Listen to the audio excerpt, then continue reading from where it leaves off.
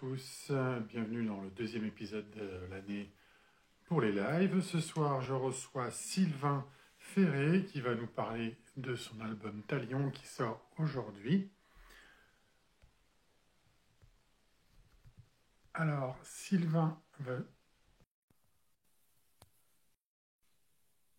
Je l'attends.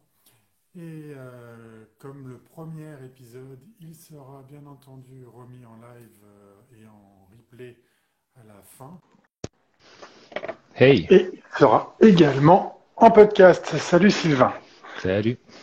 J'espère que tu vas bien. Ouais, ça va et toi? Ouais, bah écoute, moi ça va très bien. Tu m'entends bien, tout Je, passe bien.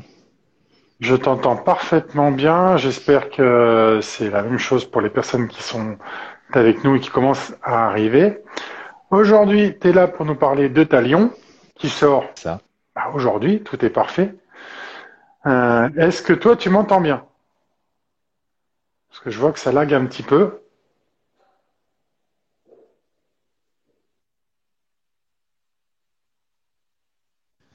Ouais, non, je suis revenu, je suis juste passé en 4G parce que j'étais en Wi-Fi et que je n'ai toujours pas la fibre. Donc voilà, ça marchera D'accord. mieux comme ça. Bon, parfait. Donc si ça fonctionne, tant mieux, on va pouvoir commencer. Est-ce que tu peux te présenter, Sylvain? Oui, meilleur exercice. Et c'est pas fini, Je il y en a plein suis, d'autres des comme je ça. suis Sylvain Ferret, je suis auteur de bande dessinée depuis 5 ans, je crois, 4 ans, 5 ans, je sais plus. J'ai commencé avec une série qui s'appelle Les Métamorphoses 1858 chez Delcourt, que tu vois juste, enfin qui est juste derrière toi, à ta droite, le tome 1. Qui Le était tome 1. aussi une trilogie comme Talion. Et après les Métamorphoses, je me suis orienté sur l'écriture. Ça a pris un peu de temps. En attendant, j'ai fait un album d'une série concept chez Soleil dans la série Android. Et puis, tout en continuant d'écrire Talion pour le signer finalement chez Glénat. Voilà, ça c'est un peu mon histoire d'auteur de bande dessinée, parce qu'après ce qui précède ça, c'est quelqu'un qui veut toujours faire de la bande dessinée et qui fait des jobs alimentaires pour continuer, en partie dans le graphisme et en grande partie aussi dans la publicité, dans la décoration publicitaire à la technique, quoi. J'ai bossé sur des chantiers, etc. Voilà. D'accord. Euh, Tu nous as dit que tu avais commencé par Métamorphose. De Métamorphose, il y a eu 3 tomes en 1 an et demi. Non, 3 albums Ouais, entre c'est janvier, ça. dans 2 ans, en 12 mois quasiment. C'est ça, mais en Est-ce fait c'est le même que, système. est-ce que ça signifie qu'il y a eu de la mise au frigo sur les premiers tomes? Ouais, ouais, c'est exactement Ah, comme Talion, en fait, sur ce système. Je pense qu'avec les métamorphoses, on avait peut-être un petit peu plus d'avance que sur Talion, que j'ai commencé, je crois, un peu plus tard dans l'année, parce que bah, j'avais l'écriture des dialogues à faire, donc je me prends... Enfin, sur les métamorphoses, en fait, le scénario était écrit comme une continuité dialoguée, donc en gros, je faisais le storyboard au fur et à mesure, et je mettais 10 mois pour faire un album. Sur Talion, je prends 2 mois de storyboard et après je mets 10 mois pour faire un album. Parce qu'on est sur la même pagination que sur les métamorphoses, on est à 64 pages. On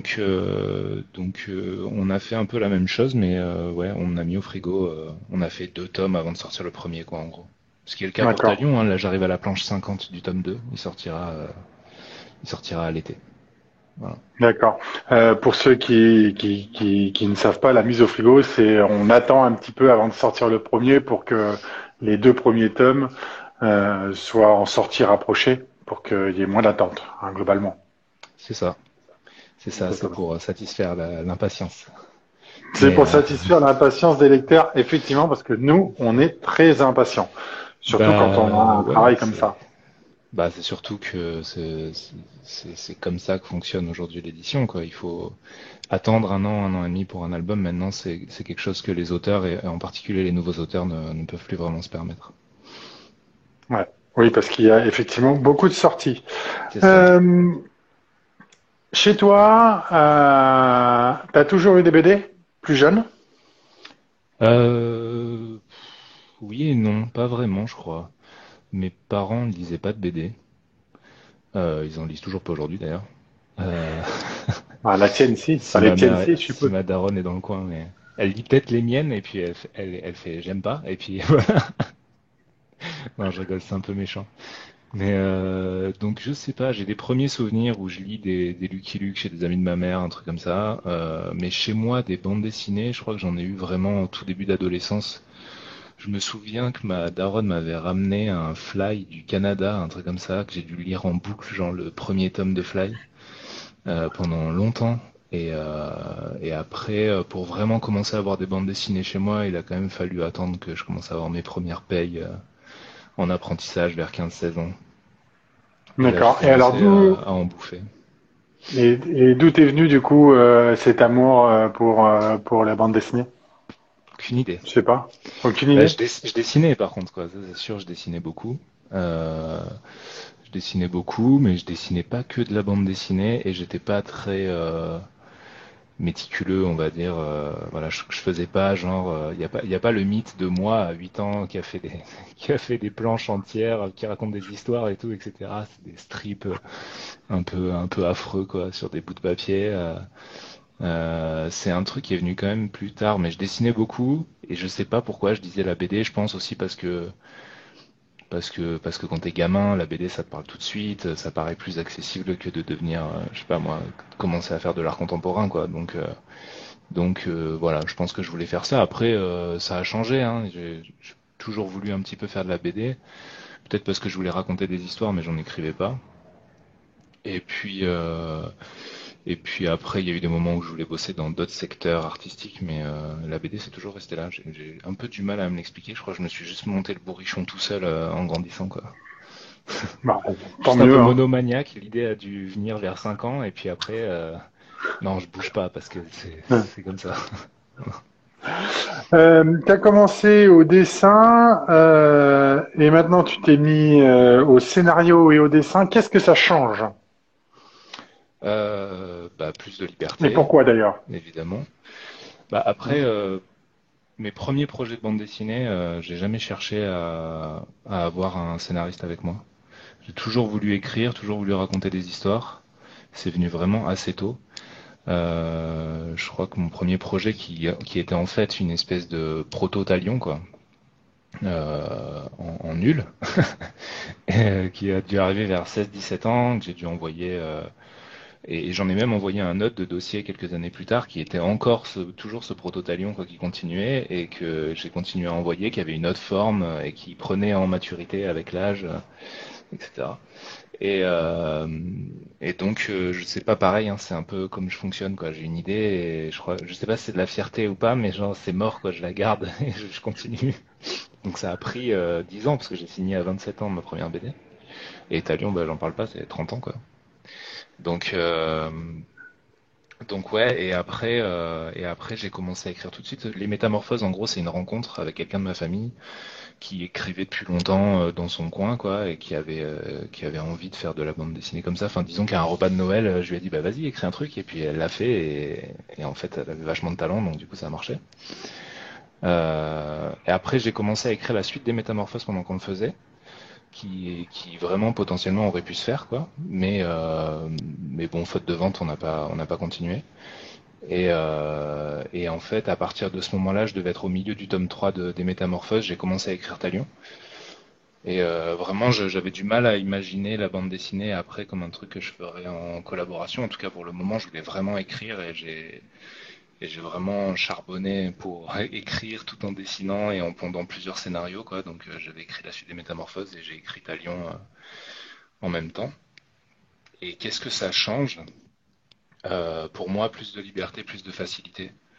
Parce que j'ai travaillé, quand j'ai fait l'album Android chez Soleil, c'était la première fois que je travaillais c'était la première fois que je travaillais sur un script de bande dessinée traditionnel, quoi, c'est-à-dire détaillé case par case, planche par planche. Et ça a vraiment été très difficile pour moi de travailler comme ça. Ça me prenait un temps fou de me caler sur la narration de quelqu'un d'autre. Et donc du coup, bah, le fait de moi, j'écris un traitement en fait non dialogué. Euh, je sais pas, un tome de Talion, ça doit faire une trentaine de pages et D'accord. détaillé scène par scène. Et je fais mon storyboard directement avec ça et je dialogue en même temps. Donc j'écris dans mes bulles quoi en fait. Et ça me fait gagner un temps monumental quoi. Ça me fait vraiment gagner beaucoup de temps. Donc, euh, donc voilà, c'est ça qui a beaucoup changé. Et puis après, bah, le plaisir, quoi, le plaisir d'écrire, d'inventer des histoires, c'est vraiment le. C'est à se demander si c'est pas vraiment ma première envie, presque plus que le dessin, quoi. Si aujourd'hui je devais choisir, je pense que ça me dérangerait pas d'écrire pour quelqu'un. Mais maintenant, dessiner pour un script écrit vraiment détaillé, c'est plus difficile. Enfin, C'est plus dessiner, difficile. pardon, pour un script Ouais, vraiment on a détaillé, c'est plus compris. difficile pour moi. Alors, j'ai quelques Voilà. petites interruptions de son de temps en temps. Je sais pas trop d'où ça Ah, vient, mais attends. bon, je t'entends, mais j'ai quelques toutes petites interruptions de son. Je sais pas si c'est le cas pour tout le monde, mais on t'entend quand même, donc c'est le Ouais, principal.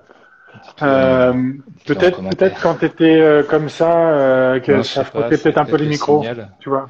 Ouais. Si ça le refait, je mets les écouteurs. Tu me dis, Ouais, c'est bon, peut-être à cause écoute, du Bluetooth, quoi. pour l'instant, ça fonctionne bien, ne t'inquiète pas. Euh, alors, tu as dit que globalement, il y en avait pas beaucoup chez toi en termes de bande dessinée. Quelles sont du coup tes inspirations? Qu'est-ce qui t'a amené à faire aujourd'hui ton dessin tel qu'il est et avoir toutes ces inspirations-là? Moi, j'en ai noté quelques-unes, hein, je pense dans Talion, mais d'ailleurs, je pense que si je décalais un tout petit peu, j'en note au moins une. Là, Mais c'est fou ça, tout le monde me parle d'Akira, c'est vrai? Et mais, personne ne... C'est vrai? mais, mais en fait Je crois que c'est la Akira, moto, hein. C'est la ouais, moto. mais même la moto en fait, c'est parce que je crois que les gens connaissent vraiment surtout la moto d'Akira quoi. Mais il y a d'autres C'est ça. motos hein, dans la pop culture. C'est clair. Non, non, mais En fait, il y a les grosses roues, mais genre par exemple moi mes inspi pour la moto d'Antalion de Billy. Euh, c'est plus Final Fantasy VII ou même ouais. la moto de Batman dans ceux de Nolan quoi. Ah ouais, je suis d'accord. Euh, Très allongé comme ça. Et donc en fait, par exemple, moi pour faire la moto de Billy et pour créer le design de sa moto, j'ai absolument pas regardé la moto de Kaneda quoi. Et Akira évidemment m'a influencé vachement, mais plus sur l'espèce de pipe porn là que j'ai, c'est-à-dire je mets des tuyaux partout, je sais pas pourquoi, j'ai ce délire avec les tuyaux, le côté très organique d'une ville qui a l'air de bouger tout le temps et tout, etc. Ça, c'est un truc qui me vient, je pense, d'Akira avec ces espèces de souterrains plein de tuyaux et puis le délire des bidules un peu partout, technique, rétro, ça, j'adore ça. Et ça, je pense que Akira, Ghost in the Shell, ça m'a vraiment influencé pour ça. Mais Akira, c'est un truc que j'ai lu vraiment très très tard, quoi. Je Moi aussi, hein. connaissais Akira, mais j'ai lu Akira, je devais être sur les Métamorphoses, quoi. Ah oui, donc, Donc, tard. ouais, vraiment tard. Après, moi, j'ai lu beaucoup de mangas et évidemment, ça transpire, quoi. En fait, les tuyaux, on les retrouve dans Naruto, par exemple. Donc, je pense que, voilà, après, c'est des rétros-influences à chaque fois, mais ouais, après moi dans mes inspi, c'est vraiment le bordel, hein. C'est-à-dire que aujourd'hui en BD je lis beaucoup de choses, euh, mais évidemment je pense quand même que toute la culture japonaise m'a vraiment siphonné le cerveau pendant longtemps quoi. C'est le manga principalement, j'en ai lu beaucoup, principalement aussi du manga shonen adolescent. J'ai commencé à m'intéresser au franco-belge plutôt en fin d'adolescence. Et encore, j'ai plein de classiques qui me manquent, quoi. Quand je suis dans des discussions où ça parle de franco-belge, je suis paumé, quoi. Je sais pas où me foutre, je connais rien. Donc, donc voilà, c'est manga, après plus tard comics. euh, mais c'est quand même principalement mes inspi culture japonaise à fond, même le jeu vidéo aussi. Voilà. Ok, très bien. Euh, Il y a Obi-Wan Kenobi qui nous dit en rigolant, la moto, c'est surtout Chips. Je sais pas si tu as connu la série Chips. Ah, non, je connais pas. Par contre, Chips, ça me fait penser à Sons of Anarchy, qui est un personnage de Sons. Non, mais alors Chips, non, la série Chips, si un jour t'as l'occasion de regarder, juste pour le principe, c'est vraiment de l'humour. Est-ce que quelque chose comme ça t'a inspiré un peu ou pas du tout? Bah, La case des métabarons. Non, voilà. Non plus, je crois C'est qu'on un en a tr- parlé aussi, c'est Non, ça? mais c'est un très bon exemple parce que vraiment Jodorowsky ou même Moebius, j'ai jamais lu quoi. c'est pas un manque de curiosité, c'est juste que je lisais d'autres Non, trucs en fait. bien Genre en sûr. ce moment, là je me suis fait La vie de Bouddha de Tezuka par exemple, c'était bien gourmand quoi. Euh, et donc forcément j'ai plein de classiques à lire, mais tu sais c'est un peu la BD ou l'œuvre culturelle que tout le monde te dit de lire et tellement on te dit de la lire que tu fais que tu la lis jamais. Tu n'as pas le temps, quoi. Non, mais c'est clair. Non En mais plus, même c'est long à tu lire. et puis j'ai essayé quand même les métabarons, j'avoue que c'est pas trop mon délire. Le truc avec énormément de lexique, Ouais, alors, ça... moi j'y ai vu dans un de tes personnages, mais tu vois, comme quoi, voilà, c'est pas le cas. J'étais en train de chercher une des images, et puis tout de suite, je me suis dit, tiens, on dirait un des personnages de la caste. Mais en même temps, c'est pas ce que j'ai lu le plus non plus, hein, donc voilà, c'était un peu une idée, peut-être un peu lui direct, indirectement, mais bon, c'est pas le cas. Franchement, pas du tout. Je suis désolé. Ah ben, mais non, mais t'as pas à être désolé. Écoute, Non, on mais peut y c'est voir vrai que aussi. ce truc des métabarons, ça revient souvent. Mais parce que j'ai l'impression que de toute façon, quand tu fais de la science-fiction en bande dessinée, dans ce C'est vrai format, aussi. on va forcément te ramener au plus grand classique, quoi. Donc, mais moi, le format franco-belge, il m'est tombé dessus parce que j'habite en France et que je suis français et que du coup c'était la porte d'entrée pratique pour faire de la bande dessinée. Mais ça, c'est pas un format sur lequel j'ai de la nostalgie particulière, donc Tu l'expliques d'ailleurs dans ton intro sur ta première page. Tu parles de ton projet, de tes intentions, et c'est assez rare pour le dire. Rarement on parle d'intention en début de BD. Enfin, c'est rare les auteurs qui le font. bah alors Tu ça c'est une parles de édition particulière. Ça veut dire là, que toi tu dois avoir une édition préfacée en fait, c'est presse, ça. etc. Donc, mais je pense que je la posterai, ouais, je la posterai la préface sur les réseaux sociaux pour que tout le monde puisse la lire. Je trouve qu'elle est bien en fait. Oh bah Je merci. trouve qu'elle est très intéressante et ça apporte beaucoup de choses. Tu exprimes notamment aussi le fait que quelque part, c'était pas forcément un format, c'est pas forcément le format qui à l'origine te plaît le plus. Non, non, j'ai pas d'appétence particulière pour le format. J'en lis très peu aujourd'hui. Mais je sais pas vraiment pourquoi. Hein. Enfin, si, j'ai quand même une difficulté narrative avec le format qui est quand même un espace très resserré, quoi, pour faire de la bande dessinée, je trouve, et pour vraiment développer une histoire. Moi, je l'ai senti sur Talion que c'était. Mais bon, c'est comme ça. Là. Aujourd'hui, il y a des modèles éditoriaux. Talion, c'est de la bande dessinée de genre, et aujourd'hui, pour de la BD de genre, c'est encore le format de prédilection, quoi. Et, euh, et après, à mon niveau, aujourd'hui, en commençant la bande dessinée, bah, 3 fois 64 pages, c'est déjà pas mal. Et après, on peut espérer augmenter la pagination plus tard sur d'autres projets, quoi. Mais oui, c'est très compressé comme format, quoi. Euh, si on veut vraiment de la liberté narrative, se permettre des grosses phases contemplatives, etc. C'est très difficile. Ou même moi qui aime dessiner l'action, en fait, on peut pas taper 3 pages sur une bagarre, quoi. Même si moi j'adore ça parce que voilà, c'est mon délire. Mais c'est une page déjà, c'est vraiment une page de scénario perdu. C'est beaucoup, quoi. Il faut que ça raconte quelque chose à chaque fois. Et du coup, ça met une petite pression à l'écriture. Après, c'est des contraintes, donc c'est formateur aussi. Hein, et c'est toujours intéressant. Totalement. Mais voilà. Si tu avais dû, si t'avais pas eu de contraintes, quel format tu aurais aimé? Bah, je pense que Talion, ça aurait très bien pu être ou un gros diptyque, genre un Hmm. 2 fois 100 pages. Mais en fait, il y a eu beaucoup de cuts dans le scénario de Talion. Enfin, pas forcément.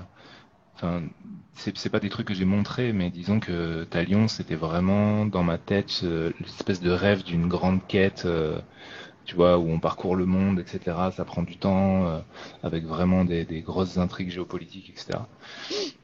Et, euh, et c'est un truc qui s'est modifié avec le temps, mais ça veut pas dire qu'aujourd'hui j'en suis particulièrement frustré. Hein. J'en suis même plutôt content que finalement ça ressemble à ça. Et puis surtout, ça aurait été me tirer une balle dans le pied de faire ça pour Talion, parce que je suis aussi content que Talion existe dans un format qui me permette d'avoir un dessin que je peux pousser à fond, quoi. Parce qu'après, si je l'avais fait en roman graphique, j'aurais dû avoir un autre modèle graphique, un autre modèle économique, et forcément, bah, ça aurait pas été la même chose. Après, bon, on peut se poser la question de qu'est-ce qui est le plus important, quoi. Est-ce qu'on privilégie la narration, l'écriture, plutôt que juste la espèce de course à la technique, quoi. Mais moi, j'aime bien ça aussi, donc voilà.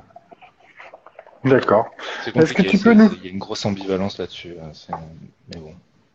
Et Voilà. puis en plus, c'est tes premiers projets, donc c'est plus compliqué à porter en termes de en termes d'auteurs, des auteurs qui ont plus de bouteilles ou qui ont oui plus d'expérience vont pouvoir peut-être influencer un peu plus les formats. Bah oui, oui, bien sûr, c'est sûr. C'est sûr. Mais c'est vrai, oui et non, quoi. Ça reste quand même assez difficile, hein. On voit facilement la face visible de l'iceberg ou quelques auteurs qui peuvent vraiment bien vivre de leur taf en faisant des très gros formats avec des grosses paginations. Mais, Ils sont pas nombreux. c'est quand même, ouais, ils sont vraiment pas nombreux, quoi. Donc non, après il faut faire avec son modèle, il faut trouver le bon format et puis avancer et les contraintes ça fait toujours naître des trucs positifs aussi donc voilà et puis les idées perdues sont pas si importantes parce que c'est pas très important les idées au final. Ce qui compte après c'est d'arriver à faire une bonne histoire qui se tient bien et puis voilà, Talion, j'en suis très content comme c'est en 3 fois 60 pages, ça marche très bien. Bah, la première partie marche très bien en tout cas. Est-ce que tu peux nous Merci. faire le pitch de la première partie? Oui, Enfin, de oui, Talion. bien sûr. Donc Talion, ça parle principalement d'effondrement écologique. Donc ça se passe dans un monde entre le cyberpunk et la fantasy qui est en plein effondrement et qui a une sorte d'incohérence scientifique, c'est-à-dire qu'il n'y a plus de faune, il n'y a plus de flore et tout ce qui est vivant est touché par un virus qui s'appelle la vermine. Les humains naissent malades, rongés par une sorte de stigmate. L'histoire commence dans une grande ville qui s'appelle Forenai et qui est une sorte de dernier bastion de ce royaume du Talion, justement. Euh, et dans laquelle il y a un problème dépollution d'eau, où une eau plus saine est gardée pour les plus nobles et les plus riches, et une eau moins bien dépolluée est gardée pour les bas quartiers. Et l'eau coûte cher, et quand on commence à boire l'eau qui est polluée, l'eau courante, on finit par se transformer. Et voilà, donc ça c'est la problématique principale du premier tome, la dépollution de l'eau et le manque d'eau dans une problématique environnementale. Et au milieu de ça, il y a deux personnages qui vont graviter. Un personnage qui s'appelle Thaddeus, qui est une sorte de héros taciturne, a priori classique, qui lui a l'air d'être un peu rongé par un passé compliqué et qui cherche un remède contre la vermine, et un personnage plus jeune, Billy, qui est une héroïne qui elle est un peu privilégiée parce qu'elle vit dans les bas quartiers, mais elle est la fille de deux régentes de ces quartiers, et elle va être confrontée à ce problème de dépollution et avoir quelques désillusions et devoir se battre contre toutes ces problématiques alors qu'elle elle est pleine d'espoir qu'elle rêve de changement pour sa ville. Voilà. D'accord, merci beaucoup. On a parlé tout à l'heure du fait de passer de dessinateur à auteur, scénariste, dessinateur.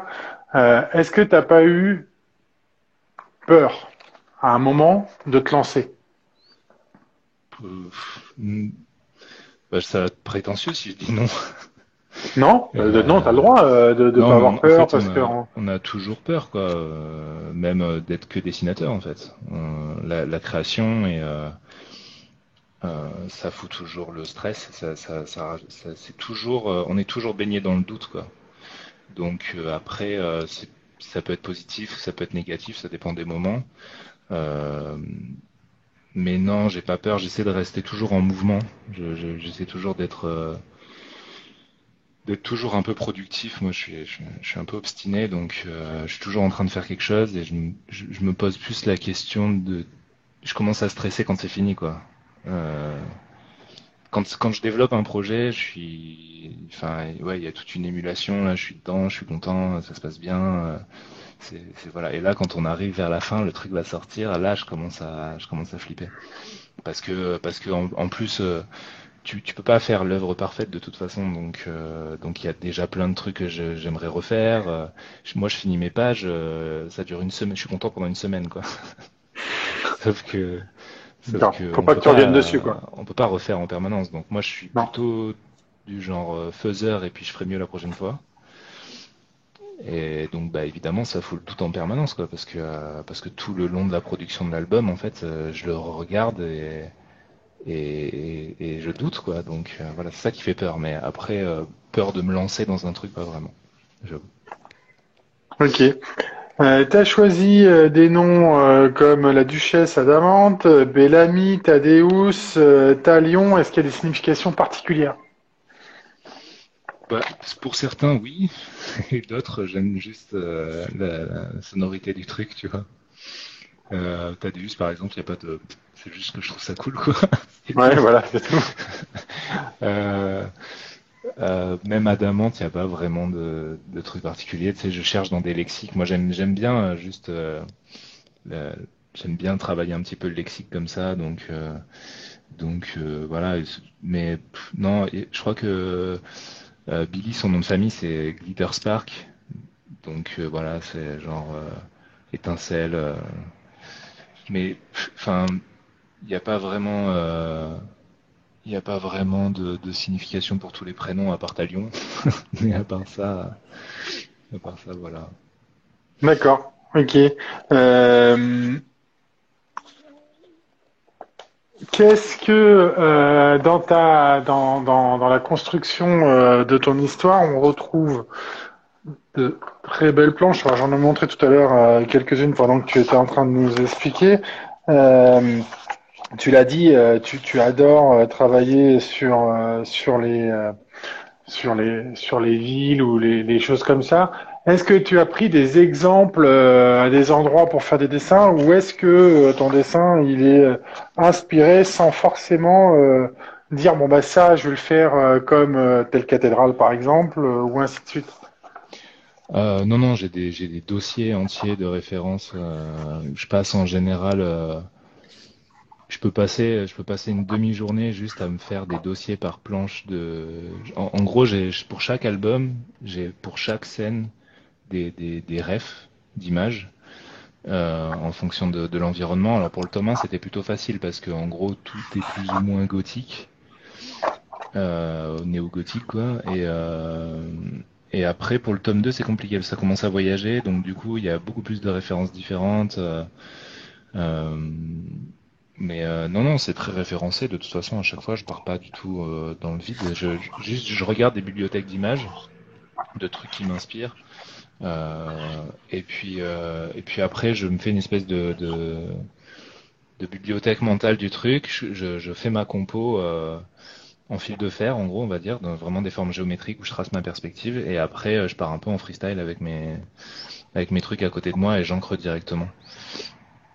Donc voilà, et puis bon, D'accord. maintenant pour tout ce qui est dans un environnement néogothique, on va dire, je commence quand même à avoir une bibliothèque mentale assez large. Du coup, j'ai moins besoin d'aller checker des trucs, mais quand même toujours, j'essaie de renouveler les décors, de trouver des nouvelles formes de bâtiments, des nouvelles compositions architecturales. Donc voilà, je fonctionne comme ça à peu près. Ok, Mais une bande de dos. c'est très référencé quand même, évidemment. Ouais, il y a beaucoup de il y a des bibliothèques entières d'images de, de trucs néo-gothiques et puis d'un jeu aussi qui m'a beaucoup inspiré qui s'appelle Bloodborne, qui est un jeu d'un éditeur qui s'appelle From Software et qui est vraiment dans un environnement 19e victorien à fond, qui a été une espèce de choc esthétique pour moi et c'est presque un hommage. Il y en a déjà certains qui l'ont remarqué, hein. C'est pas du tout caché comme truc. Voilà. D'accord. Je connais pas ce jeu-là, donc Je désolé, t'invite à excuse-moi. juste regarder, tu verras, c'est magnifique. Ouais, mais promis, je le ferai.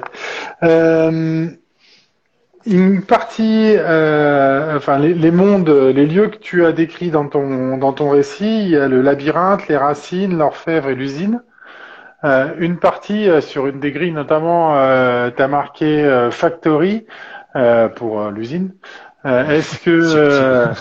subtil. Est-ce que est-ce que c'est que tu imagines que l'histoire est plus dans un pays anglophone, ou est-ce que tout simplement parce que ça le faisait mieux dans le décor, ou que ça le faisait mieux dans le travail, ou que c'était Bah, usine, c'est moins stylé quand même.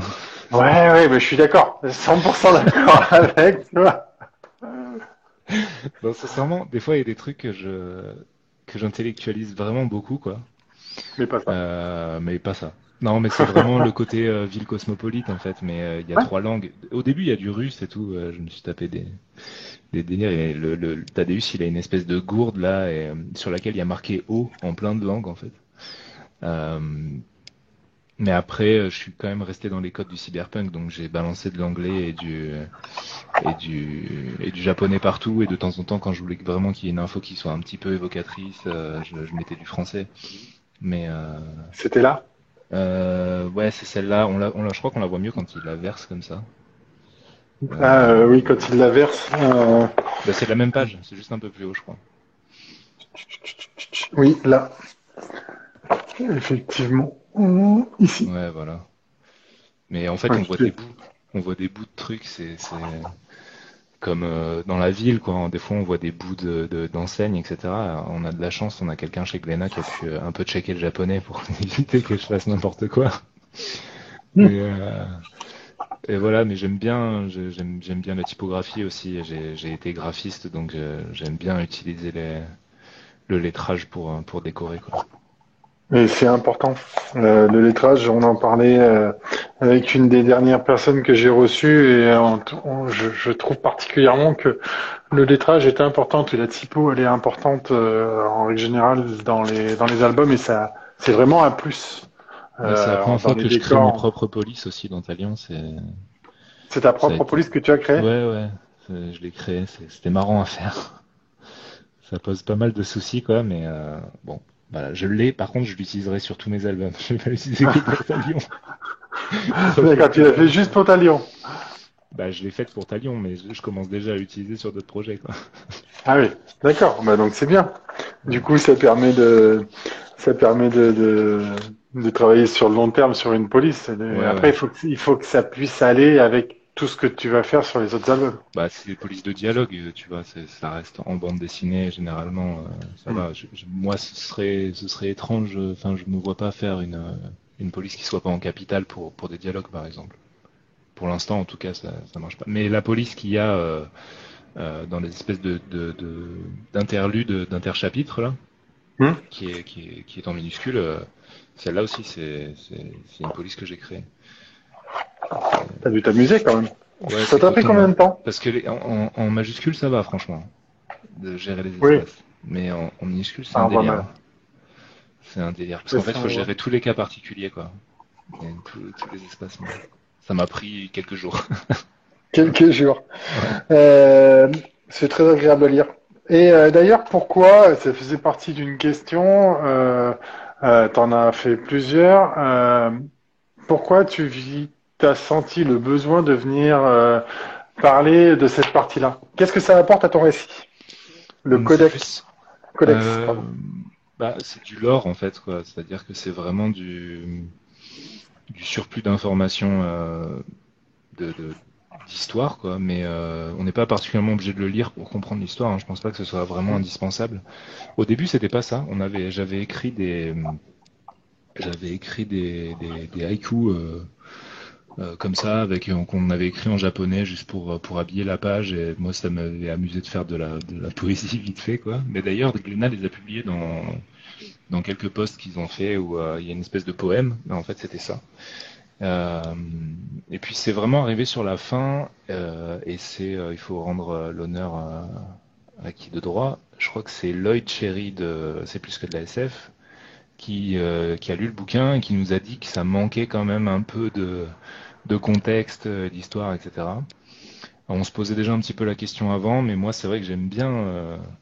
j'aime bien le fait que ce soit un peu obscur, quoi, qu'il y ait plein d'éléments qui soient plus évocateurs que trop démonstratifs, quoi. Et peut-être un peu trop. Voilà. Donc c'était peut-être un petit peu trop rude. Donc ça m'a quand même. En fait, j'ai eu l'idée quand même de faire ce truc un peu de codex et de faire des témoignages plus que que de faire comme si c'était un livre d'histoire. Et du coup, c'est bien parce que je pouvais aussi me mettre en empathie avec les personnages qui parlent et créer peut-être des histoires qui sont un petit peu touchantes quand on arrive à regrouper les informations. Et puis ça reste quand même toujours un petit peu obscur, donc ça va, je suis content.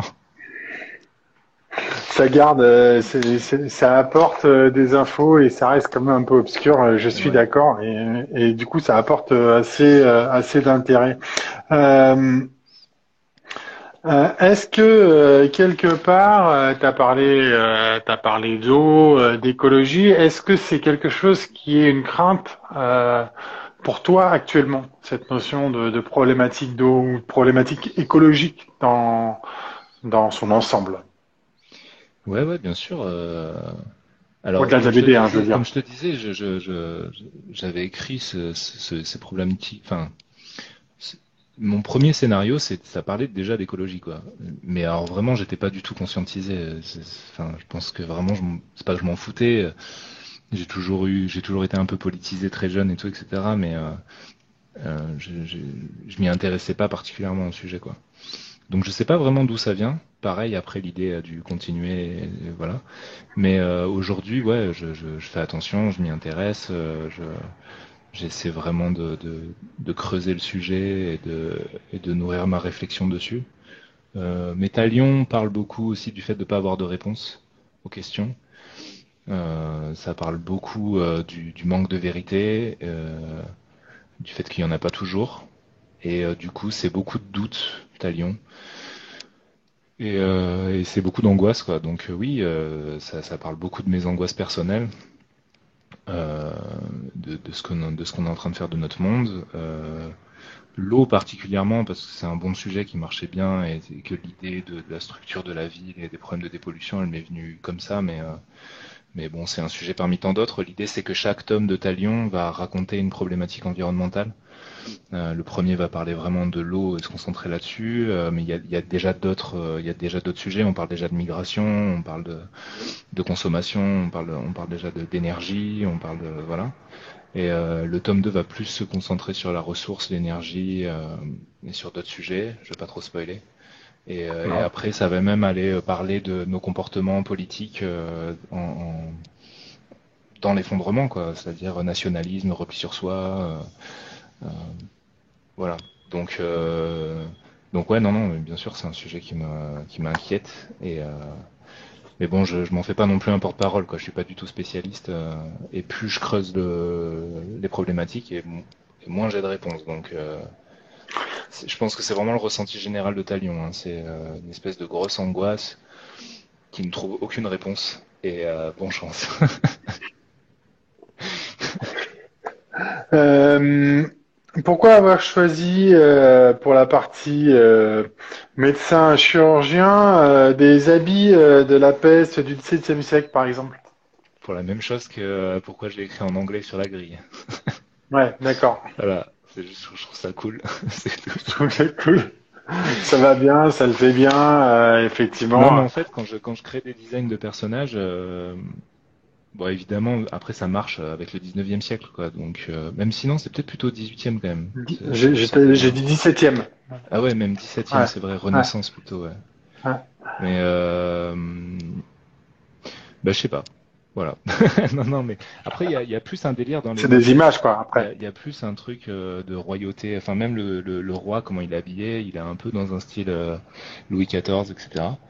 Donc peut-être que c'est à chercher là-dedans, mais j'ai un peu fait au feeling là-dedans. J'essaie juste quand même de raconter quelque chose avec mes persos. Si on regarde un petit peu comment est-ce qu'ils sont foutus, comment ils sont habillés, on peut deviner que voilà, ils sont complètement hermétiques au monde extérieur. Tous les nobles sont branchés en permanence à ces espèces de mecs qui sont en train de les suivre avec des ordis. Ils sont tous câblés, mais on ne sait pas vraiment pourquoi. Même moi, je sais pas vraiment pourquoi. C'est juste qu'on se doute qu'ils ont des technologies qui leur permettent de rester en vie plus que la moyenne. enfin voilà, plus que la moyenne. Mais tous mes designs, je les dessine et puis je me dis, bah ça c'est cool, ça fait penser à ça, ça fait penser à ça. Mais des fois, il y a aussi juste la recherche de style, quoi. Ouais, voilà. J'ai pas honte de le dire. Ouais, non, mais et puis en plus, c'est pas négatif, quoi. La bande dessinée, c'est aussi ça. Ouais, ouais. C'est du visuel. Faut que ça soit beau. Faut que ça parle. Et Bah parce qu'après, Talion, c'est pas de la science-fiction, c'est pas de la hard SF, quoi, hein. C'est vraiment, puis ouais. ça lorgne quand même pas mal avec la fantasy, donc du coup, je me permets pas mal de liberté, enfin, ouais, de liberté scientifique. Mais de toute façon, et puis t'as bien Et raison. Hein. puis, et puis j'aime bien ce un côté. documentaire, quoi. Ouais, bien sûr. Et puis j'aime bien le côté irrationnel en fait avec Talion. C'est-à-dire qu'il y a tout un truc très irrationnel dans le fait que cette humanité survive et que ces gens survivent. Il n'y a plus aucune nature, ça n'a aucun sens. Il y a plus de cycle d'oxygène. Il y a plus. Enfin, mais ils sont là, espèce de dernier truc vivant qui essaie de tenir le coup comme il peut. Ça ressemble un peu à nous, quoi. Ouais, ouais, je suis assez d'accord. Tu nous as dit tout à l'heure que ton album précédent était chez Delcourt. Là, t'es passé chez Glénat. Tu l'as présenté à combien de personnes ton projet? Enfin, à combien de maisons Bah, d'édition, même? très peu en fait parce qu'en gros quand j'ai commencé à écrire Talion, je travaillais encore sur les Métamorphoses, donc je l'écrivais avec David Chauvel qui était mon éditeur sur les Métamorphoses. Euh, et en fait, il faisait un peu script doctor déjà sur le scénar. Il m'avait déjà fait quelques retours, on avait déjà commencé à le travailler ensemble. Et puis au bout d'un moment, il a eu une honnêteté de me dire que finalement, même s'il trouvait ça sympa, c'était pas trop sa came. Et que du coup, il se sentait pas trop de le suivre, le projet, et de le soutenir. Donc il m'a dit, bah t'inquiète pas, par contre, je vais l'envoyer, quoi. Donc en gros, j'ai pas eu grand-chose à faire, quoi. Il l'a envoyé chez un ami chez Glénat, et puis après le truc a voyagé un peu chez Glénat, et s'est retrouvé dans les mains de Robin Joly qui venait il y a peu de temps de devenir éditeur. Et voilà, nouveau projet, nouvel éditeur, et c'est passé comme ça. Voilà. Bon Donc endroit, bon un peu moment, de, bonne personne, quoi. ouais, un peu d'entre-soi. Une fois qu'on a le pied dedans dans la BD, si on bosse bien, je crois que ça marche un petit peu comme ça, quoi. Mais il y a un peu de réseau et donc non, Talion, j'ai pas vraiment eu à le défendre. Bah, évidemment, il est passé en comité éditorial, quoi. Donc chez Glénat, ça fonctionne comme ça. Le projet arrive, même si un éditeur veut le faire, il faut que ça passe toute l'équipe, quoi. Donc voilà. Robin est très convaincant aussi, je pense. Donc voilà, merci à lui. Merci à Robin, alors. Tu as commencé ce projet alors que tu étais sur le tome 3, c'est ça que tu nous as dit de Métamorphose, Ouais, c'est ça. réellement. Combien de temps alors tome 3 c'était 2019, c'est ça si je me trompe pas? Euh, ouais, ça peut être ça. Je suis très mauvais avec les 2020? dates. C'est peut-être 2020. 2019, 2020, ouais, 2020 peut-être. Je crois que c'est janvier Euh, 2020. donc il t'a fallu un an pour sortir le premier, sachant que tu nous as dit qu'il était un petit peu mis au frigo. Donc t'as mis combien de temps pour tout réaliser? Parce que t'as pas non plus un dessin. On n'est pas dans un mode dessin où il n'y a pas beaucoup de travail. T'as un truc, t'as du travail de fou là-dedans. On n'est pas dans un dessin très simple avec un trait très simple. Tu fais beaucoup, beaucoup, beaucoup. Combien de temps ça te prend par jour? Euh, bah, de moins en moins quand même, puisque je travaille quand même plus vite qu'avant. Mais ça prend du temps, hein. Talion, c'est 6 planches par mois. Voilà, je suis constant, je fais 6 planches par mois, je fais 2 mois de storyboard et après 6 planches par mois pendant 10 mois. Plus la couve, quoi. Aujourd'hui, Talion doit me prendre entre 3 semaines et demie par mois, quoi. Ça va dépendre. Mais moi, je travaillais beaucoup, hein. De toute façon, je travaille du lundi au samedi, minimum 10 heures par jour, quoi. T'as Donc, un rythme qui est toujours le même, tu te lèves toujours aux mêmes heures, tu travailles toujours de la même ouais, je suis manière. assez constant. J'ai quand même, genre, généralement, je me lève assez tôt. Et si mon réveil change, c'est que je me lève plus tôt, quoi. C'est-à-dire que des fois, j'ai fait des phases d'accélération où je vais. Là, par exemple, en ce moment, comme je suis beaucoup en déplacement, en promo, etc. bah je m'enchaîne les 5 heures du matin, quoi. Donc, donc voilà, ça m'arrive, j'ai des phases. Alors des fois c'est dans le dur, c'est-à-dire que là par exemple en ce moment c'est dur parce que c'est mon travail habituel en fait que je suis obligé de déplacer et changer mon planning. Et des fois c'est juste parce que bah, j'ai un nouveau projet, j'ai un nouveau truc et du coup bah j'ai juste envie de me lever tôt et j'ai pas de problème. Je suis beaucoup plus productif le matin, je travaille jamais le soir.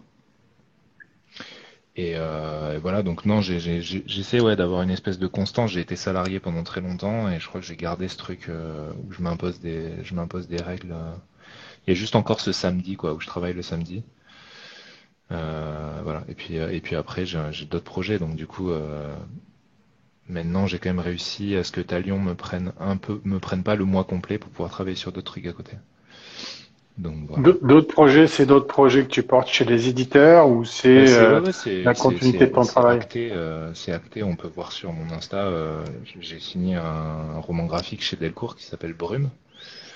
Où je suis revenu avec David Chauvel là-dessus. Et, euh, et voilà, donc ça c'est un bouquin de 200 pages dont je fais le storyboard pendant la production de Talion. Donc ce storyboard, ça varie entre 6 et 10 planches par mois, quoi.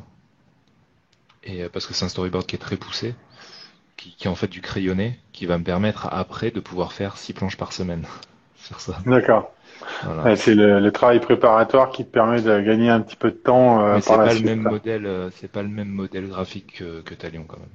C'est-à-dire qu'il y aura pas autant de détails et tout, etc. Que dans Talion. Talion me prend quand même vraiment beaucoup de temps. Par exemple, là, j'ai fait une double page énorme pour le tome 2. Ça m'a quand même pris une semaine pour ancrer la double page. Donc il y a des planches qui me prennent très peu de temps. Bah, j'en ai fait une après qui m'a pris 2 jours. Il y avait beaucoup de D'accord. dialogues. Mais des fois, j'en tape une qui fait une semaine, quoi. Donc, Talion est très chronophage quand même. Et, Bah ouais, mais il y a une somme de travail. Enfin, on le voit sur les planches. Hein. Alors encore une fois, je suis désolé, on est en plein hiver, donc c'est pas ce qui rend le mieux en termes de visuel, mais et puis les lumières n'aident pas. Mais il y a des pages. Je suppose que quand tu travailles sur enfin, même sur des choses comme ça, tu dois y passer un paquet de temps pour que ça soit nickel. ouais, bah en fait, c'est assez variable, quoi. Ça arrive que les décors généralement me prennent quand même beaucoup moins de temps que de faire, par exemple, une phase d'action où vraiment, généralement, ce qui me prend le plus de temps quand même, c'est les placements de corps.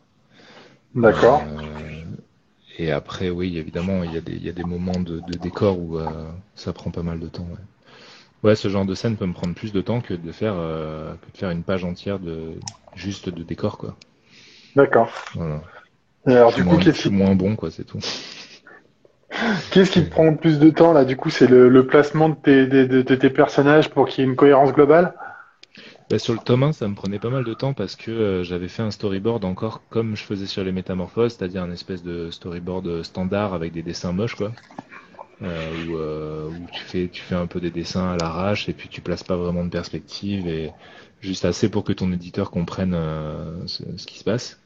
Hmm. À partir du tome 2, j'ai travaillé comme sur Brume, c'est-à-dire que j'ai fait vraiment bah, on peut en voir sur mon Insta des pages de storyboard, même de Talion. Ça ressemble vraiment à du crayonné, quoi. Mais il y a un truc un peu technique, quoi. C'est genre j'utilise des couleurs différentes pour faire des codes, pour placer mes plans, et puis après je trace toutes mes perspectives à l'avance. Et du coup, quand j'arrive sur mes pages, j'ai plus qu'à ancrer. Je fais plus de crayonné en fait. Mon crayonné, c'est mon storyboard. Et du coup, bah là maintenant, mes corps, je passe un petit peu plus de temps au storyboard, mais je les. En gros, c'est comme si je dessinais tout l'album, mais tout le monde est à poil, quoi. Voilà. Pour avoir mon anatomie déjà tracée correctement, et après, ça n'a plus qu'à rouler quand je suis dessus, donc du coup, j'avance mieux comme ça maintenant. Ouais, c'est la façon qui te permet d'avancer de manière la plus cohérente possible, quoi. Enfin, Ouais, de c'est te faire ça. perdre le moins de temps possible pour toi. Ouais, c'est ça. Mais avant, c'était pas du tout faisable pour moi parce que j'ai 2 mois de storyboard et en fait, ça vient en progressant, quoi. Au premier tome de Talion, si j'avais fait ça, j'aurais mis 4 mois pour faire le storyboard. Et puis après, en me formant un peu plus, etc., Et j'y suis quand même pour le storyboard du tome 2. En 2 mois, c'était quand même, C'était chaud. c'était Je chaud, ouais, quand m'étonne même. de moi. Euh, Ta galerie de personnages, parce qu'ils sont quand même nombreux, t'as mis longtemps à trouver comment tu vas dessiner tel personnage et celui-là, tel autre. Non, pas vraiment, pas vraiment. Je voulais de la diversité, ça c'était Mhm. sûr. Donc je l'ai quand même cherché. Je m'en suis fait une espèce de responsabilité. Après, les personnages, il y en a certains que c'est vraiment des archétypes parce que Talion, c'est aussi une société très patriarcale qui va parler de violences oligarchiques, de violences sexistes, de violences sexuelles et donc de problèmes patriarcaux qu'on peut observer dans notre société, en tout cas occidentale. Enfin voilà, je pense Ouais, même partout d'ailleurs. ouais. Et donc du coup, il y avait un peu des codes quoi. J'avais du mal à voir autrement la noblesse comme des espèces de blancs enfermés chez eux, voilà. Thaddeus qui est une espèce de barbu taciturne, etc. En fait, j'aime bien prendre des archétypes comme ça et les rendre un peu pathétiques. Je pense que les personnages masculins dans Talion sont vraiment des personnages assez pathétiques, quoi. Qui ont voulu essayer de résister au temps pendant longtemps et, et penser qu'ils pouvaient persister comme ça, comme aujourd'hui en fait, quoi. Et en fait, le but c'était un peu de les rendre ridicules, quoi. C'était vraiment de Garder les un peu rendre le pouvoir, ridicules, quoi. ouais, de les rendre faibles, de montrer vraiment leur faille et de les ridiculiser, quoi. Donc ces personnages-là, ils sont pensés comme ça. Et après, les personnages féminins de l'album, et principalement Billy ou ses mères, quoi. Ouais, pareil, j'ai quand même réfléchi à ça, le fait qu'elle ait deux mères. Euh, Bah, après, c'est venu assez naturellement, quoi. J'ai pas commencé à essayer d'établir un petit peu tous les modèles de couple qui pouvaient exister, mais ça me semblait important, en fait, d'amener de la diversité dans l'album. Et voilà, comme il y a un personnage qui est non genré, quoi. Donc, mais qui est venu pareil aussi assez naturellement. Puis voilà, après travailler pareil, différentes couleurs de peau, etc. Donc ça c'est quand même pensé parce que c'est une espèce de responsabilité, je pense. Mais après, ça vient quand même assez naturellement. J'ai des acteurs en tête, enfin voilà, je visualise assez à l'avance ce que je veux, quoi. Des acteurs en tête pour qui? Oh, bah, Thaddeus, c'est une espèce de Joaquin Phoenix dans merde, comment il s'appelle le film? Je l'ai pris, je crois que c'est Beautiful Days. Possible. Je sais pas si tu vois. Alors Joaquin Phoenix, je vois très très bien. Beautiful Ouais. Days, Ouais, c'est un film où il a pris vachement de poids, il a une énorme barbe, quoi. Mais ouais, mais j'ai bon, dû le voir celui-là. mais le perso que j'avais dessiné quand j'avais 17 ans pour le projet, il était déjà comme ça. Donc je crois que ça aussi c'était pareil, genre il fallait l'amener au bout. Il fallait que le barbu reste jusqu'au bout, quoi. Ouais, t'as vraiment ça en toi, quoi. En fait, quand t'as quelque chose dans la tête, il faut vraiment que t'ailles jusqu'au bout de une sorte d'obsession. Mais c'est pas négatif, Ouais, hein, quand je dis mais après ça. il y a plein de trucs qui jartent quand même aussi. Il y a plein de Ouais, trucs qui sautent, et tant mieux, hein, il y a plein de trucs, tant mieux. C'est parce que le truc que j'ai écrit à 17 ans, c'était quand même vraiment pas terrible. Donc s'il reste la barbe, ok, mais heureusement il y a plein de c'est trucs bon. qui sont partis, quoi. Oui, c'est pas ce qui est le plus important, quoi. On est bien d'accord. Ouais. Donc deuxième tome est prévu pour sortir quand et le troisième quand? Le deuxième sortira à l'été, juillet si je dis Ouais. pas de bêtises, à Mhm. confirmer, mais je crois que c'est visé sur juillet. Et le troisième, normalement, début d'année prochaine, quoi. Euh, je l'attaque en mai, et après, il me faut un an pour le faire, quoi. Donc il sortira, ouais, en fin du premier semestre, je pense, voilà, par là, quoi. Ouais, quasi 2 ans pour 3 tomes, en gros. Ouais, quelque chose près. Ouais, c'est ça, c'est ça. On est moins resserré que sur les métamorphoses, mais bon, ça me prend 2 mois de plus en fait, donc il s'étale et il se retrouve à la fin. En même temps, oui, tu fais aussi le scénario, tu fais le dessin, donc c'est normal que ça mette un peu plus de temps. Ouais. Joachim Phoenix, oui, oui, il avait bien grossi et il avait une belle barbe blanche. Ouais, Ouais, ouais, c'est ouais, c'est ça. ça. Bravo. Je le répète, hein, on travaille tous nos lives. J'ai oublié de le dire en début, mais je travaille tous mes lives avec Claire, fille fan de BD, et j'ai toujours un retour en dessous de mon téléphone des questions qui sont posées ou des images. Et du coup, elle vient de me mettre Joaquin Phoenix et Beautiful Days. Et effectivement, je suis Ouais, assez ouais, d'accord. carrément. En plus, c'est un acteur que j'adore, et que je trouve vraiment très très bon. Euh, est-ce que est-ce que tu souhaites rajouter quelque chose sur Talion proprement dit? Est-ce qu'il y a des choses que tu n'as pas dites ou est-ce qu'il y a des choses que tu souhaitais qu'on aborde? Non, non, parce que je pense qu'on a bien fait le tour et puis Puis il faut regarder un peu. ouais, c'est difficile après d'avancer sans trop en dire, sans, sans trop en révéler. Je pense qu'on a quand même parlé du principal. Ouais. J'espère que ça plaira parce que c'est un peu un parti pris quand même de faire de la BD grand public en laissant beaucoup de zones d'ombre et en ayant une écriture voilà, qui se veut un petit peu obscure, on va dire, même il y a beaucoup de trucs détaillés, mais il y a beaucoup de trucs qui sont laissés à l'imaginaire du lecteur. Euh, donc voilà, il y a du sous-texte, donc j'espère que ça plaira. Voilà. Alors moi, mais j'ai déjà écrit ça, j'ai trouvé ça vraiment très très bon. Alors je l'ai lu deux fois. J'ai lu une fois en numérique, mais bon ça on en avait déjà parlé. Hein. Je l'ai lu une fois en numérique et une fois en papier. En papier c'est mieux, hein, je le redis. Tout le monde le sait, ça. Hein. Ouais, ouais, et tout le monde le sait ici. Acheter les BD avec en format papier, c'est vraiment vraiment mieux, surtout que ton dessin s'y prête encore plus, je trouve. Donc c'est vraiment magnifique en termes de dessin. Euh, Moi, je trouve que c'est courageux parce que c'est un monde qui est extrêmement vaste. T'abordes plein de sujets, tu l'as dit, et dans un premier tome, c'est jamais simple. De mettre en place l'histoire, de commencer à aborder, d'expliquer aux gens, enfin que les gens puissent comprendre sans trop être rébarbatifs non plus et faire avancer l'histoire. Euh, et je trouve que c'est pas un exercice facile sur un premier tome, et je trouve que tu l'as très très bien réussi parce que justement on reste dans l'action tout en comprenant au fur et à mesure les grandes lignes de ton histoire. Et bien entendu, il faut laisser des zones d'ombre. Moi, j'aime bien quand il y en a. J'aime bien quand tout n'est pas pré-mâché et qu'il faut aussi réfléchir un petit peu dans une lecture. Donc, pour moi, c'est une vraie réussite, et autant graphiquement qu'en termes de scénario sur un premier tome. Ben, Donc, merci. voilà. Merci Donc beaucoup. je trouve que c'est bien et j'espère que tout le monde, enfin que tous ceux qui vont le lire, vont y retrouver tout ce que toi tu voulais y mettre, plus que eux ils vont vouloir y apporter. Et c'est aussi ce qui est important quoi dans une histoire, qu'on se l'approprie nous en tant que Ouais, ouais, lecteurs.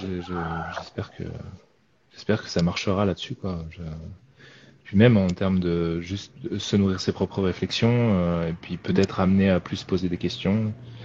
Euh, voilà, on verra. Si j'ai réussi un petit truc comme ça, c'est cool. C'est bien. Euh, Demain commence une expo, Ouais, à la expo galerie Acheter vente de l'art. à la galerie Acheter de l'art. C'est pas des planches, c'est bien Non. des illustrations que t'as fait à part. Pourquoi ce choix? Pourquoi pas des planches ou des reproductions de parties comme par exemple ça avait été le cas pour Mathieu Bablé. Lui c'était des parties de planches de ce qu'il avait. Pourquoi pas reproduire des parties de planches? En Quel a été le tradu. choix entre vous deux? Bah déjà, moi, je bosse en full numérique, quoi, donc j'ai Mhm. vraiment pas de contenu tradi. Hein. J'avais pas touché un pinceau depuis des années, quoi. Vraiment, vraiment très très longtemps. Euh, donc, bah, c'est lui qui m'a contacté. Je m'y attendais vraiment pas du tout. Donc, Donc, et puis ça a été un espèce de nouveau challenge, quoi. Je me suis dit, bah écoute, vas-y, je vais essayer de pondre deux, trois trucs, quoi. L'expo est pas énorme, hein, c'est vraiment un petit truc, et je crois qu'il y a 8 pièces. Il y a 5 portraits, je crois, qui sont assez petits, en A4 comme ça. Et il y a une grosse pièce en format raisin et 2 pièces en A3. Euh, donc c'est pas un gros truc, ça m'a pris vraiment pas mal de temps quand même parce que vraiment ça prend énormément de temps. C'était très cool à faire, très très intéressant de bosser un petit peu comme ça sans parachute là. Je ferai pas ça pour faire des planches, en tout cas pas tout de suite. Et bah, après oui, il y avait peut-être la possibilité de reproduire certaines de mes pages en crée, mais bon, c'est tricher un peu, non? Je sais pas, moi, ouais, ça me plaisait pas particulièrement. Déjà que j'aime pas du tout refaire les trucs. C'est-à-dire, en général, quand je dessine un environnement et qu'après je dois le refaire pendant plusieurs pages, ça me déprime.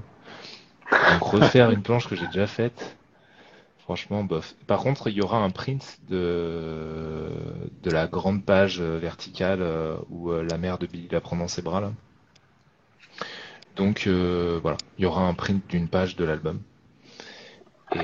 Et après, il y aura juste quelques pièces en tradi comme ça, un peu exclusives. Est-ce que ça t'a donné, alors tu t'as plus ou moins répondu, mais ça t'a pas donné envie de faire quelque chose en tradi du coup? Pff, c'est dur, Celle-ci, hein, tu voulais dire en franchement. print, Ouais, ouais, c'est c'est celle-là, ça? ouais. Ouais. Sans les bulles, quoi. Sans les bulles. Ouais, ça fait partie des seules pages où j'avais dessiné derrière les bulles. Parce que sinon, je dessine jamais derrière les bulles. Tout ce qui peut me faire gagner du temps, moi, je le fais. Donc ça veut dire que tu fais ton emplacement de tes bulles et puis tu fais ton dessin Ouais, bah après. en fait, au storyboard, je place vraiment mes bulles et elles bougent plus, quoi, après. Des fois, elles peuvent s'agrandir ou se rétrécir un tout petit peu si je modifie le texte, parce qu'on fait quand même des relectures au fur et à mesure de Hmm. l'album. Et puis en un an, t'as le temps quand même de changer d'avis des fois sur ce que t'as écrit. Mais sinon, généralement, quand même, elles sont placées et je dessine pas derrière. Sauf vraiment quand je me dis, bon, bah ça peut être cool, voilà, s'il y en a pas beaucoup et qu'il y a une grosse page, je me dis, je peux quand même essayer de prévoir qu'elle sera utilisée pour faire de l'illustration ou pour faire des prints. Donc j'avais un peu prévu le truc, même pour la com de l'album. Ouais. Et voilà, donc celle-là, elle sera en vente en print. Ouais. Mais faire un album en tradi, peut-être qu'un jour j'arriverai au milieu d'un album comme Brume, qui est un roman graphique, à faire une scène particulière, tu vois, en tradi. Mais il y a quand même un truc très, je pense, cynique derrière où je vais me dire, cool, comme ça, après je pourrais faire une expo et en vendre une dizaine, tu vois. Donc, euh, donc voilà, je pense que ce serait quand même vraiment calculé pour peut-être faire un petit peu plus de sous sur l'album, quoi. Je vais pas mentir. D'accord. Parce que sinon, je suis pas sûr d'apporter vraiment quelque chose moi en tradi par rapport à ce que je fais en numérique. Je suis pas sûr d'avoir un. J'ai aucune formation d'ancrage. J'ai tout fait presque en autodidacte, donc du coup, si tu veux, j'ai pas de technique, quoi. Je me sens pas vraiment légitime à faire un album en tradi, et puis je suis pas sûr que ça apporte grand chose. Le numérique, ça a toujours été mon premier outil, c'est celui qui m'a fait rentrer dans la BD. Tu sais, quand tu sais faire quelque chose, c'est bien aussi d'essayer de le faire le mieux possible et de continuer à performer, plutôt que de partir sur autre chose. Voilà. Très bien. Tu travailles sur quoi en numérique? Bah, Photoshop. Photoshop? Ouais, Direct, t'as j'essaye une de trouver tablette des. ou tu fais sur... t'as une tablette particulière? T'as Bah, j'ai une un tablette outil? comme tout le monde un peu, quoi. J'ai une Cintiq de chez Une Wacom pratique. qui commence à dater, bah, elle a 6 ans, quoi. Mais ça va, tant qu'elle tient, j'y touche pas. Ouais, tant que ça fonctionne et Ah qu'on a ouais, ses habitudes, c'est bien. ouais, ouais. Et voilà, et je travaille sur Photoshop. J'ai essayé de bosser sur d'autres trucs, mais j'ai essayé à un moment de migrer sur Clip. Et Clip n'a pas voulu de moi. Donc voilà, ça s'est pas fait. Tout le monde m'a dit, mais va sur Clip. Et Tu j'ai dit verras, c'est non. mieux. Et non. Ouais, c'est ça. Mais non. Moi, je sais Mais faire, là, sur Photoshop, m'embêtez pas. Ça ouais, c'est fonctionne ça. bien. C'est Bah, c'est ça. ça, ouais. Même si, bon, ils font des mises à jour en permanence et t'as des surprises, quoi. Mais voilà. C'est un Ça peu, passe. c'est le problème de tous les logiciels. Je sais pas, les De tous mises à les softs jour, des maintenant, fois, même les ouais, de systèmes plus. d'exploitation, tu as des surprises toutes les semaines. Ouais, c'est C'est un ça. peu. Ouais. Euh, Est-ce que tu as déjà, en dehors du roman graphique sur lequel tu es en train de travailler pour Delcourt, d'autres idées dans tes cartables? Ouais, ouais, mais je vais pas, je vais pas en parler. Ok, mais Ouais, t'as déjà ouais. commencé à en proposer ou pas? Sans dire le Non, non, contenu, non. parce que c'est pas le but, mais Non, non, non. J'en parle, quoi. De toute façon, maintenant, moi, j'ai deux éditeurs, quoi. Je travaille avec deux personnes. Je veux continuer à travailler avec Robin un jour, c'est sûr, parce qu'on s'entend vraiment bien qu'en plus on a un petit peu un peu le même bagage, quoi. Euh, donc voilà. Et puis après avec David, parce que David c'est la première personne qui m'a fait confiance et qu'on travaille vraiment bien ensemble et qui m'a vraiment beaucoup soutenu. Donc quand David m'a trouvé un éditeur pour Talion, parce que quand même il m'a trouvé un éditeur il m'a trouvé un autre éditeur que Delcourt, quoi. Je lui avais dit que le prochain projet c'est lui qui l'aurait sur la table, Robin le savait, donc il a eu la priorité sur Brume et tout le monde a compris ça en bonne intelligence. Et maintenant il y a des trucs qui sont développés, j'écris, voilà. Mais bon le temps, là ça devient difficile quand même. ouais, ça devient difficile. Ouais, ouais. T'arrives vraiment à switcher un peu comme du on-off pour passer d'un projet à l'autre, parce que là tu travailles sur Brume et sur Talion. T'arrives vraiment Ouais, ouais, à... ouais. Ouais, ça va, ouais. Même quand j'écris d'autres trucs à côté, je suis plus là, je suis plus autre part. Euh, alors Brume, c'est un projet médiévaliste, donc Hmm. le grand écart est quand même assez vénère avec Talion. Médiévaliste plutôt réaliste, quoi, avec un peu de fantaisie à l'intérieur, mais très peu quand même. Ah, j'ai une coupure. On va attendre que ça revienne. Alors, est-ce que tu nous entends?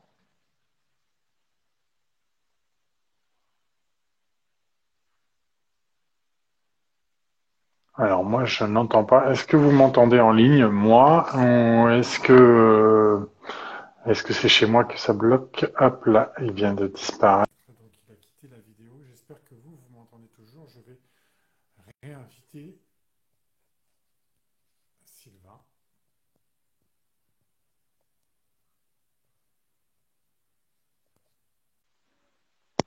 Hop C'est bon, là. Ouais, j'ai de c'est une retour. coupure. Ouais, désolé. Enfin, je sais pas si Mais ça pas de vient de moi souci. ou si ça vient de chez toi, Mais je sais pas, a mais priori, on bon. m'entendait bien, donc Bah désolé. Je sais ça plus où peut j'en arriver. étais du Bon, coup. écoute. C'était sur du médiévaliste. Ouais, c'est ça. C'est ça. Donc du coup, le grand écart, il se fait facilement. Ça va. J'ai un petit temps d'adaptation, quoi, mais c'est quelques heures, le temps de relire un petit peu ce que j'ai déjà écrit, de me remettre dedans, et puis après c'est parti, quoi. C'est Donc vraiment toi, ça deux te histoires pose. différentes. Elles ont pas le même sujet de fond, pas du tout les mêmes personnages. Donc non, non, c'est pas tellement un souci. Donc ça, c'est quelque Pas de chose que souci. toi, tu arrives très très bien à faire et c'est pas toujours le cas. Euh, Écoute, moi, je crois qu'on a fait le tour sur tous les échanges, enfin tout ce que je voulais te demander. Ouais. Si toi, tu veux rajouter quelque chose, tu n'hésites pas. Hormis, il faut y aller, hein, c'est bon. Donc, Bah, tu le dis mieux que allez. moi, donc. Donc, Je- allez chez vos libraires, allez voir l'expo demain, et puis venez découvrir cet univers qui est vraiment très très très bon, très foisonnant et vraiment très intéressant. Merci beaucoup pour ça. Moi, Bah, j'ai merci à vraiment toi. pris un grand plaisir à découvrir ce premier tome et j'aimerais bien déjà avoir la suite entre les mains, mais bon, ça va venir dans pas longtemps, hein. Tu l'as dit, c'est à l'été, donc c'est quand même pas si loin que ça. Euh, si ça te convient, je vais passer à ma dernière question traditionnelle, Vas-y. qui est quelle est ta dernière lecture graphique, un BD, roman graphique, manga, qui t'a vraiment marqué? Euh, je pense que cette année, j'ai lu deux trucs qui m'ont marqué.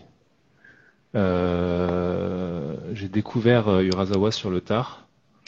Mhm. Et donc je pense que cette année, j'ai lu plus tôt. Hop là, coupure de son. J'ai pas de son. Il Là, c'est bon. Là, c'est bon. Je n'y a pas t'entends. de son? Non, mais j'ai eu une Ouais, coupure. Tu m'as dit j'ai lu plus tôt et puis après ça a coupé. T'as dit autre chose. ouais. Je suis désolé, c'est la batterie du téléphone qui commençait Ouais, pas à de dire souci. non. T'inquiète pas. Donc plutôt de Naoki Urasawa, Ouais. qui est vraiment un des trucs que enfin, un des meilleurs trucs que j'ai lu de ma vie, quoi, qui est une revisite d'Astro Boy de Tezuka. Extraordinaire, bon c'est du thriller quoi, comme c'est le fait Urasawa, et c'est vraiment du génie Mhm. narratif. C'est 8 tomes, c'est formidable. Et un autre truc qui m'a foutu par terre cette année, c'est Opus de Satoshi Kon. Voilà, c'est un diptyque, c'est 2 tomes. C'est l'histoire d'un auteur d'un mangaka qui fait mourir son personnage principal dans son manga, et son personnage principal s'en rend compte et vient l'attaquer en brisant le quatrième mur. Et c'est exceptionnel. Voilà, c'est un diptyque. C'est du Satoshi Kon, donc il a un dessin absolument magnifique, quoi. Et puis voilà, ça met par terre. Et voilà, bon, j'ai lu d'autres trucs très cool, hein. Je pense à Carbone et Silicium, je pense à pas grand chose d'autre. Non, Non, mais j'ai lu plein de trucs, ces mais deux-là, c'est bien déjà. ouais, ouais, en franco-belge, je saurais pas dire, à part le bouquin de Mathieu. J'ai lu d'autres trucs. Lettres perdues, j'ai bien aimé aussi, de Jim Bishop. Mhm. Et là, comme ça, j'essaie de regarder ma bibliothèque. Qu'on a reçu aussi en live. Ouais, mais voilà. Mais bon, je lis beaucoup de trucs. Et là, les premiers trucs qui me viennent à l'esprit, vraiment, c'est plutôt que j'ai C'était lu cette année. ça. C'est pas des nouveaux trucs, hein, par contre, c'est pas vraiment des nouveautés, quoi. Mais C'est pas voilà. grave. L'idée, c'était de savoir ce qui t'avait marqué pour qu'on puisse en parler dans les retours qu'on fait, puisque on va faire après ce live-là, on va l'enregistrer. Il sera en replay. Il y a un podcast. Et sur Comic Strip, on fait aussi un format qui s'appelle En bref. On va ressortir les phrases les plus importantes. Et dedans, on parle aussi de cette fameuse dernière question. On met en avant Cool. les lectures des auteurs. Et on n'a pas besoin que ça soit des lectures de l'année. L'idée, c'est de savoir ce qui a réellement marqué, quoi. Donc voilà. Voilà, c'était mes Je deux te claques. remercie. Je te remercie beaucoup pour le temps que tu nous as accordé ce soir. Ben, merci à toi, merci aux gens Et qui étaient puis, présents. eh ben, très bien. Il y en a d'autres qui vont arriver parce que souvent en replay, c'est pas forcément des heures. C'est un format horaire qui est parfois dérangeant pour certaines personnes, mais on peut pas avoir un format horaire parfait pour tout le monde. Donc voilà, c'est celui qui ressemble le plus à ce que nous on voulait mettre en place. Donc je te remercie encore et puis je te dis eh ben, à bientôt. Je le redis, courez, allez-y. C'est vraiment très très bien fait, très bien scénarisé. C'est en plus magnifique. Donc il faut y aller et puis il y a 3 tomes. Donc c'est pas une série qui va courir sur 150 tomes donc il y a tout intérêt. C'est un bon format à mon sens effectivement pour ce style d'histoire. Et j'ai hâte de lire la suite que je publierai bien entendu quand ça sortira. Merci Yes. encore pour tout. Merci à toi. Et puis eh ben, bonne sortie, bonne séance de dédicace. Le prochain live, c'est la semaine prochaine. Je reçois Vincent Turan et qui nous parlera de l'album Les étoiles s'éteignent à l'aube. Merci et puis à Merci à bientôt. toi. À bientôt. Salut. Merci, au revoir.